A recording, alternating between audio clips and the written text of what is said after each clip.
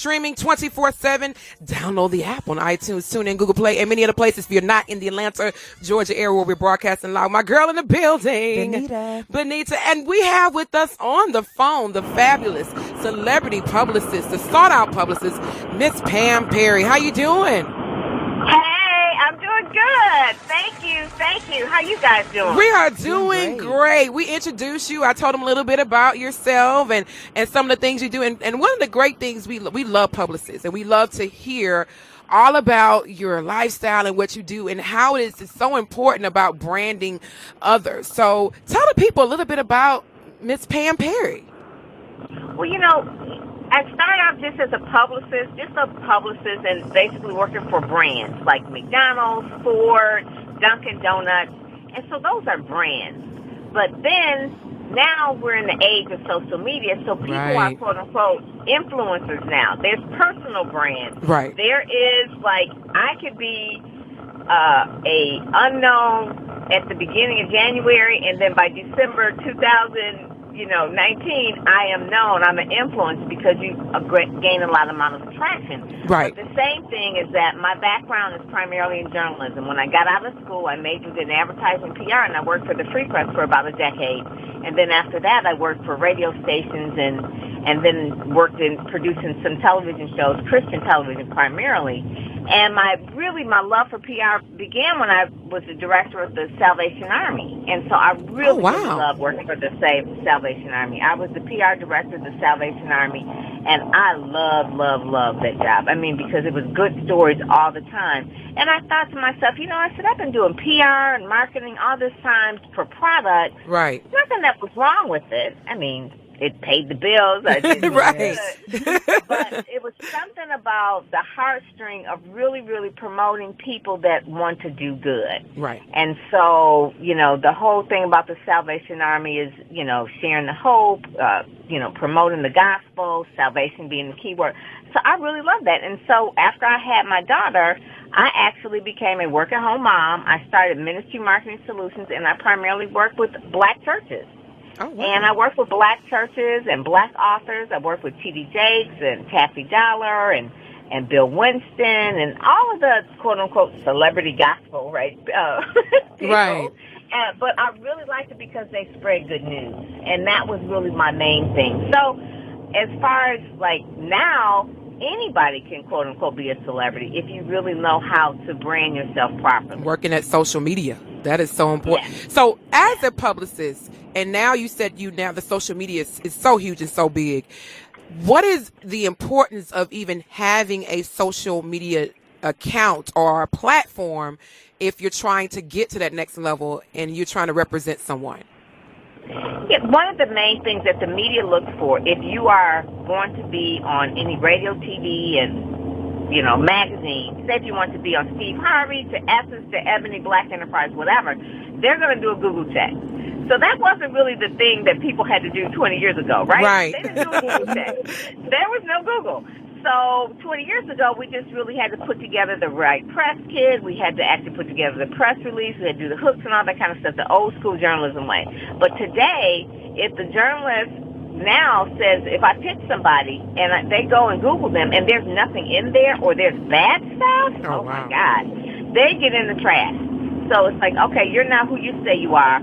I see on Google on page 1 that blah. Okay, and it's like, or you say you're all bad, and you got 20 people following you on Twitter and 100 people following you on Facebook. It's like, okay, so you ain't really who you say you are. Right. So that really, really matters. But the main thing is people figure I put up a website. Well, anybody can put up a website, and anybody can say anything about themselves on the website. What the real thing people look for in Google is the social proof. And that's where you really, really have to really understand the social proof matters. Not testimonials, but in terms of your engagement and followers, about how long you've been on a certain platform. It's really, really, you could check people out. You could really do that whole catfish thing. You could really check people out. Social, you cannot hide nowadays.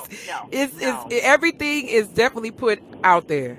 Hi, this is Benita. I was wondering what should a client expect from their publicist?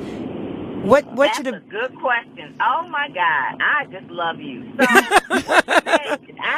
what can they expect? Well, first of all, managing expectation. Me and my PR pros, I'm in an association of Black Public Relations Society, BPER, and so we get together and we do professional training, but we also talk about our clients and their expectations. So let me give you an example. So as a publicist, you can expect me to use my media contacts and put together a good story for you, a good brand story, written in journalism form, AP style, have a fact sheet, put together your talking points, make sure your brand is on point. Now that sounds like it's really simple, but when I say make sure your brand is on point, meaning your website is not whack, you have good photos, I'm telling you, how to talk right.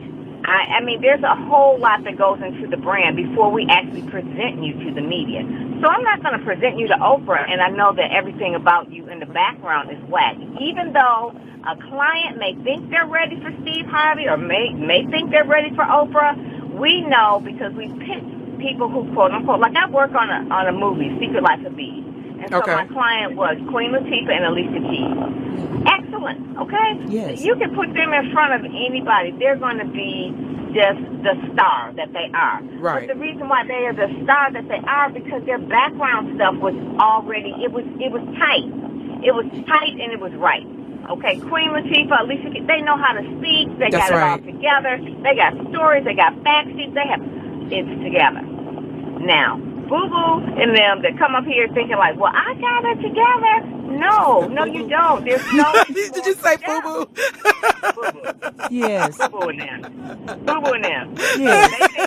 Because they got Snap, Crackle, and Pop telling them that they are, girl, you need to be on Oprah. Okay, right. Yeah, your friends think so. But let's be real.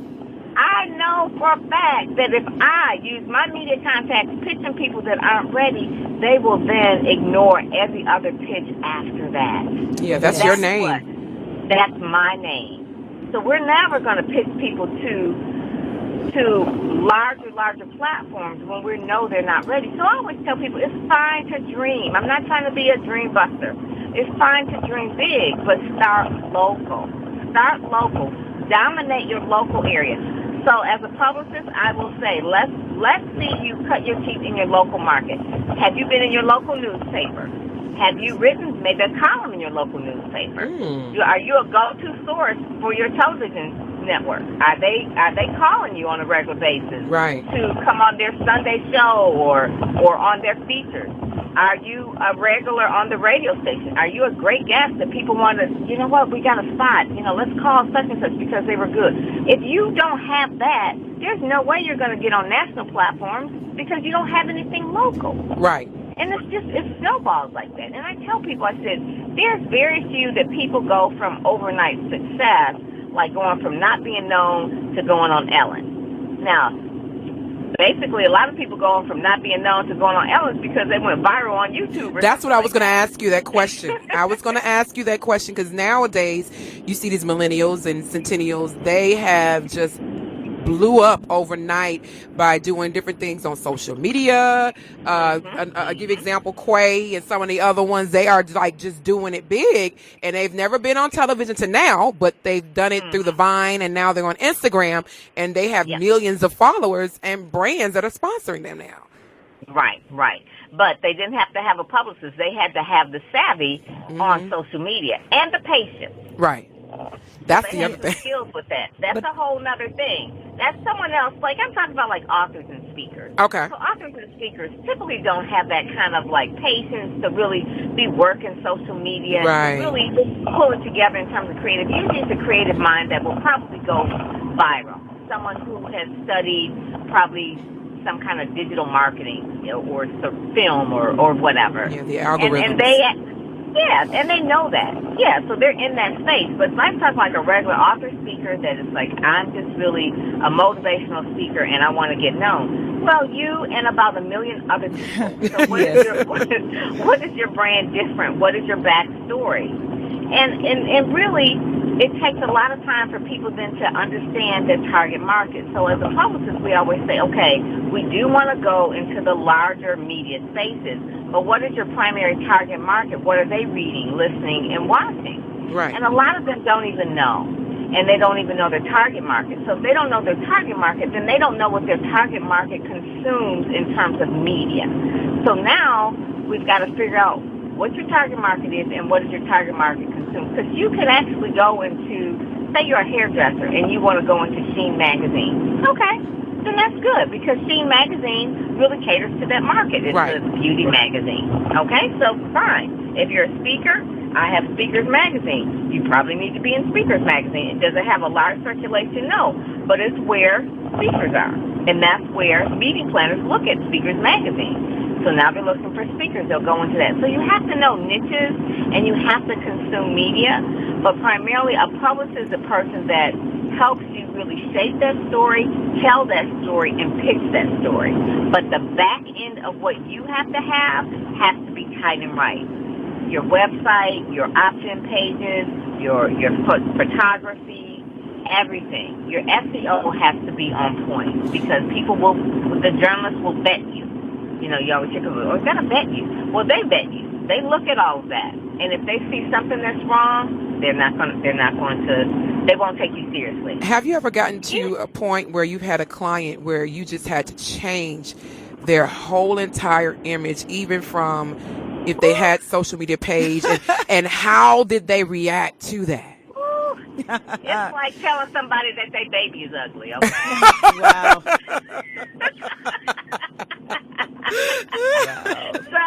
So you can imagine it's not, but see, I'm the type of person, I'm going to tell the truth. I have a lot of, I've been doing this for 20 years. I have integrity. I will tell you the truth, even though you may get mad and then quit me and we don't be friends. But you're going to go to the next person and they may tell you the same thing a different way. But I will tell you, if your website is whack, we've got to change it. I will tell you, your book cover is ugly, we need to change it. I will tell you that the title of the book is probably not going to really make any sense to anybody but you and your mother. I mean, I would tell them things like that. And because I know marketing and I know what works. And so with me, this is a little different. I deal with Christian people. And so Christian authors will then go to this thing, well, God said that. Yes. Blah, blah, blah. Yeah. Then God said, It was I said, a well, vision. you know what? I said, well, did God tell you to hire me? Hey, Wow, that's a good answer.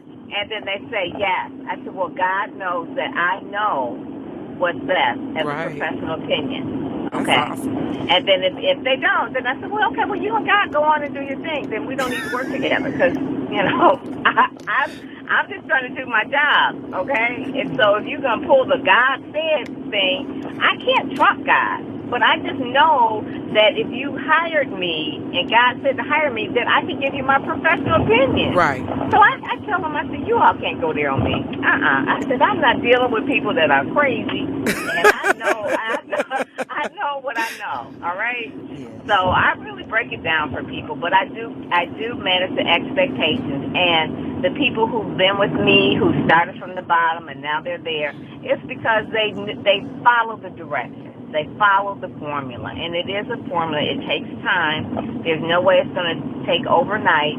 The only time it can be overnight is if you really, really pour into a lot of money and a lot of time at the beginning. But a lot of people can't do that, so they have to do it little by little. Right. Yeah, I was thinking that same thing. I was going to ask you about. You would end up spending a lot of time with a client to be able to build this over a period of time.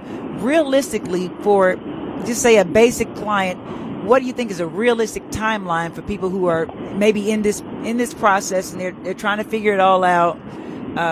What do you think is a realistic timeline for them to really be able to expose themselves to the rest of the world? I would say if they are really, really serious and they're really buckled down, I would say 12 weeks. I have a 12-week program, like 3 months. Mm-hmm. 3 months of really, really doing the homework and really doing the work and really putting in the time to understand this. You know, you can't say, oh, that's not that important. Yes, it is. I wouldn't say it if it wasn't important. So I would say about 3 months to really get some traction.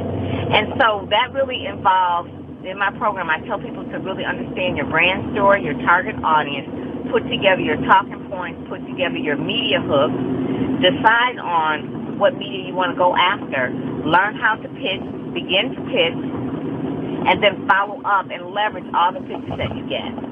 And then in 12 weeks, it's watch, rinse, and repeat. They then can go on. It's like riding a bike. It's like, oh, that was easy. Yeah, because you did the back-end work first. You did the website. You did the photos. You got the tagline. You got the logo. You got all of this. And that's what's the hardest part.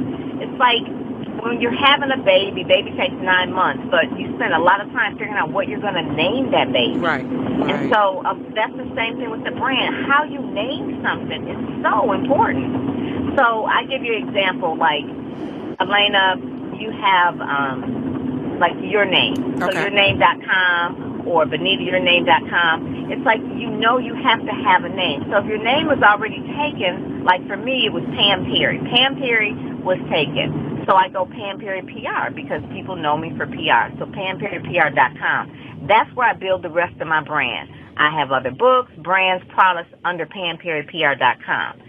A lot of times what people will do, they'll have these wacky URL names. And I'm like, why did you name your company that? Or why did you name your website that? Oh, well, no reason. No reason. Just up late one night, just thought it was a good idea. I'm like, it's strategic. You got to know that that's the name. I mean, it's like, it naming is everything, and then from there you brand that name. So I really take people from the beginning to understand the long term, where they want to go, and then we build the mini steps up to get there. That's really it. You got to have those little your long term strategy is. So some people will buy like a URL for their book, and I said, you bought a URL for your book. I said, are you going to have more books? Yeah. I said, so every time you have a new book, you're going to get a new website. Wow. I never thought about that. I said, yeah. And so I have to help people think about their end game and where they want to go. Then we build the many steps up to it. I said, you could have just had a landing page for the book, but your name is what's branded because you're the author. Well, trust is the biggest thing that someone has to have with their PR person, a publicist, and I understand that. Yes. Trust is the biggest thing. They have to trust that person's word and that person's knowledge. Where can people go when looking for a good PR person? What should they be looking for in a PR person? Somebody who basically is whatever your niche is. So I'm not a publicist for everybody. Like I couldn't do PR. Well, I could, but I couldn't do PR for a dentist, say for instance. I don't do just generic PR for people. So someone who has had a track record in the industry that you're in. Now, the thing of it is, a lot of people don't know their target audience or what industry they're even in. So they have to sit and still and figure out, what industry am I in? What is it that who am I trying to reach? And then from there, really think about what publicist is known in that area. And you can do it like a Google search. For me, you put in like maybe a publicist for author, black author publicist, or, ministry marketing publicist, or those, and I'll show up. And so every publicist should have some kind of SEO for that. But you have to know your industry, and you just kind of keep looking, A lot of times I tell people, I say, you could go on to blackpr.com, and they suggest publicists as well on blackpr.com.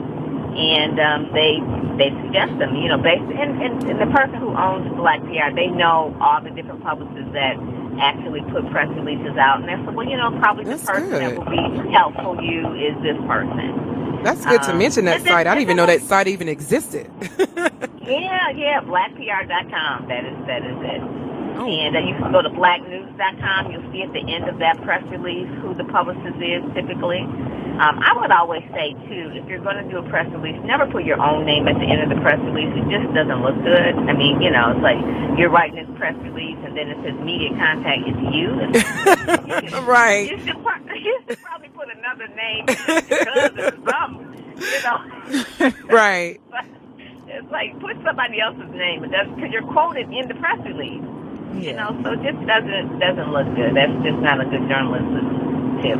Miss Perry, for someone who is in multiple industries, I guess that would probably talking about myself, right? Yes. From being a national presenter, being a college professor, being on the radio, and doing other things.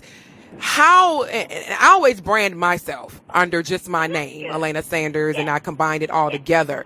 Is that a hard person to be a publicist for?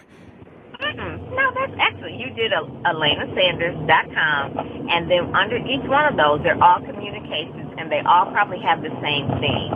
So the reason why you probably do all those things is because of your why. So what is your why, Elena? Why do you do what you do? Why do you get excited to be a college professor, be on the radio, and to be a dance instructor? And what is your why? What's the main overarching thing that you want to get forward to let the world know? I think my most why is reaching people, because all of those encompasses me actually teaching. I have a passion and a love for teaching, and so teaching them what? Teaching them whatever it may be in, or leaving them with something like with fitness. As being a presenter, I'm always teaching them about health and wellness, and I'm also teaching them about social media because I teach social media in the college sector. So I help them actually reach them on social media, and then being in the classroom, I teach the business and marketing, and so it's always leaving them with something that they can take and use for themselves. It's like I'm giving them a piece of me, of my knowledge. To inspire. So you want to reach people to inspire them to be more. Okay. You want people to be more. You want them to be more in terms of their business, in terms of their health, and in terms of their wealth. Wow. This is awesome. This is awesome. Mrs. Perry, please tell everybody how they can reach you, because I'm pretty sure after this conversation, you're going to be getting calls. I'm probably going to be the number one, but but please. You guys do such a good job. It's a lot. I mean, you keep it exciting. Doing a radio show is not easy. People may think it's easy, but it's not. But you all keep it. You're very professional in terms of how you approach people, how you market, how you promote it. It's very, very well done. So thank you. But they can reach me. You can reach me PamPerryPR.com. That's where you go. You can find me on social media. I'm on Instagram, Pam Perry. Twitter, Pam Perry, LinkedIn, Pam Perry. My favorite hangout, though, really is LinkedIn. I know that's like the old lady site, but I love LinkedIn. Oh, okay. But hey, LinkedIn, you can network with some powerful people on LinkedIn. I tell people that all the time. Don't sleep on LinkedIn. Don't sleep on LinkedIn. That's right. Don't sleep on LinkedIn. Thank you. PamPerryPR.com. Yes.